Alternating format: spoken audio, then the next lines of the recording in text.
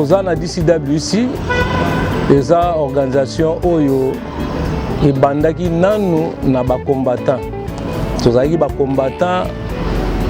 bandeko bayebi histoire ya combat ya Cape Town ya Afrique du Sud. Nyonso tozwa kombo ya lokumu mpe topesa place oyo kombo Armand Ngulu na ntina ya signification ya combat oyo ndeko na biso abundaka Armand Ngulu kolongwa Belgique tia koma na Kinshasa akende kokufa pona kaka combat oyo yango to baptiza place oyo kombo Armand Ngulu. Ozomona place oyo bato bazanga misala mutu ake musala te likola makambo ya ye musala retard balongoli ye absence ya musala balongoli ye ngambo na kosi na musala kenake o mafez journal ebimi bo bamona biso batie biso na journal boss nanga tie journal likola mesa banda le musala esili tolongwa. Alors bato sacrifier ba vie na bango ba mama na bana bakangama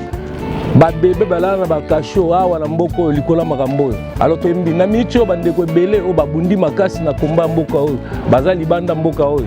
bamusu baza na Kinshasa bakoti na politique bamusu baza na armée bamusu pe baza libanda awa bakei bapoto banini melisu na bango ezala kaka na Armand Ngulu so likambo ezali to mbebe ezali babengaka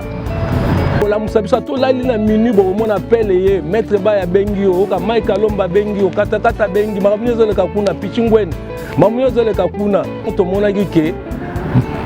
mbilinga koti na kati ya eloko biso to sala ya malamu otomona ngo lokola mama na biso esangisa biso tango nyonso kelingi ekweya nde totelemaki biso nyonso toyebi te tokokweyisa eloko te totelema siko tozongisa yango mpena na force mais na forme mosusu na Boyaminga en tant que vice-cordon to cordon adjoint ya DCWC.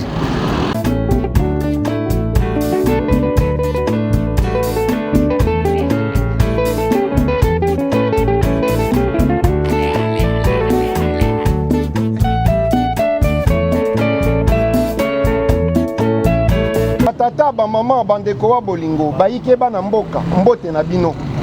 boye malamu na Mayangani TV mais na émission na biso to solo la politique nazali wa bino Patrick Chimanga tata Mayangani mwana mama Christine Kalanga lelo na lobi no na ya kolukele bino bayike bana mboka ya diaspora congolaise ya Afrique du Sud ndenge bomoni na vandi na moko bayike bana mboka na kolinga moko mi présenter sima toya to manyola bino mbote mwana mboka mbote ndeko na ngai journaliste boni santé na liboso te kimi ezali nzamba zobatela toza malamu vraiment ndengo moni kaka pona baye bazotala biso na ndaku okolongola chapeau te bamona elongi nayo malamu ya elongi na ngai mais misu na ngai nde na moyo ezaka problème. OK merci okoki kozongisa soki ezali ko empêcher yeah. Bayike bana mboka natuni nanu mwana mboka mituna te mwana mboka toyambi yo en tant que nani bon Boyaminga en tant que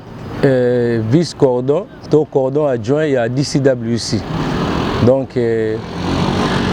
toza na DCWC eza organisation oyo ebandaki nanu na bakombatant. Tozalaki bakombatant bandeko bayebi histoire ya combat ya Cape Town ya Afrique du Sud bayebi ke DCWC esali musala munene. Alors tolingai topesa ngo forme moko boye na yango toza na biso toujours ba combattant mais to changer ki moi voler moko boye ya combat tolinga siko combat na biso eza siko structuré eza la penda na papier na biki na banzi bo yoki nani azali mwana mboka toyambie na cadre ya DCWC o ezali organisation munene ba congolais ya diaspora ya Afrique du Sud mobimba mais bazali awa mingi na Western Cape na Mada City soit na ville ya Cape Town alobi azali vice-président manyole bino ndenge komba ebandi ndenge bandaki ti ndenge komi lelo mais mwana mboka toyebi ete mikakatonizalaki mikoloni emelekaki avant bino bozwa office mais toyebi ete ba difficulté ezalaki mingi na ba point nyonso tu nini esali ete bobanda kokumba ngo on dirait rien n'était on dirait makambo to ezalaki bien tomoni baike bazo répondre makambo zo kende kitoko secret na bino ezani secret na biso ezali kaka DCWC ozomona oyo yango nde mama na biso to considérera biso yango lokola mama na biso yango te boti biso nyonso to koma na bolingo ya bomoko awa en Afrique du Sud. Alors tokoki kotala te ke mama aboti biso a souffrir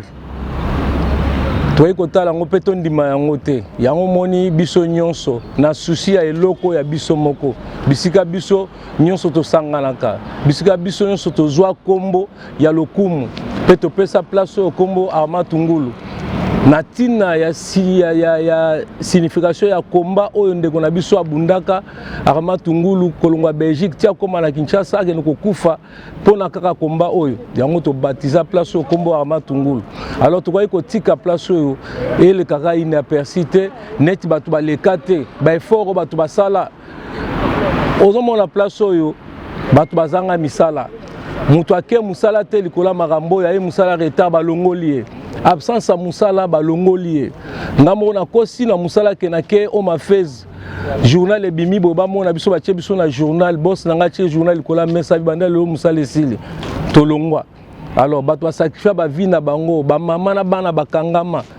babebe balala na bakasho awa na mboko likola makambo oyo. Alors tokondima te eloko biso tobandi yango biso moko na bandeko babanda liboso na biso po awa ezalaka relève biso baoyo toye mpe tokuta bandeko awa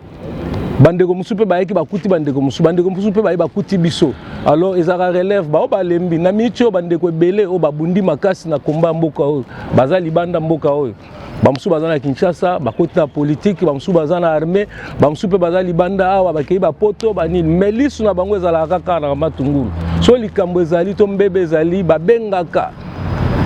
bino boza 1 2 3 4 botelema bakolamusa biso tolali na minute bomona pele ye maître baya bengi o ka Mike Alomba bengi o katakata bengi makamnyo zoleka kuna pichingwene makamnyo zoleka kuna ozomona donc omona vraiment biso tout ba départ biso totelemi ndenge tozala kaka totelemi biso nyonso mpona kosala mosala oyo. Alors ntango tomonaki ke mbilinga ekoti na kati ya eloko oyo biso tosala ya malamu oyo tomona yango lokola mama na biso esangisaka biso ntango nyonso kelingi ekweya nde totelemaki biso nyonso toyebi te tokokweyisa eloko oyo te totelema sikoyo tozongisa yango mpena na force mais na forme mosusu tozwa papier na biki sikoyo totombola eloko na forme mosusu yango bandeko nyonso oyo bakendaka balembaka batali babi te il y a quand même du sérieux na minute oyo tozonga yango moni bato nyonso bazongi bo mpe zwi ampleur ezongi sur na force nango ndenge bandaka bayike bana mboka na banzi bososoli oyo ezali histoire ya DCWC ezali diaspora congolaise ya Western Cape na banzi mwana mboka uti komanyola bino mais mwana mboka bureau na bino eza composé na combien de personnes yo za vice président nani azali président nani azali secrétaire okobetela biso mwa lisolo mukete mwana mboka po ngana bayibazola na biso to manyola pe to sosola ya tozana bureau na biso tozali na vice président ezali Efokapa président vice président ezali Ngai Botamba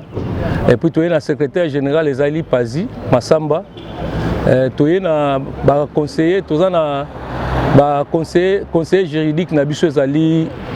Fiston Loya o bato nyonso bayebi tozana financier na biso ezali Pasta Drinks Tangika donc tozali na ba conseiller mususu bazali tozana nani Emma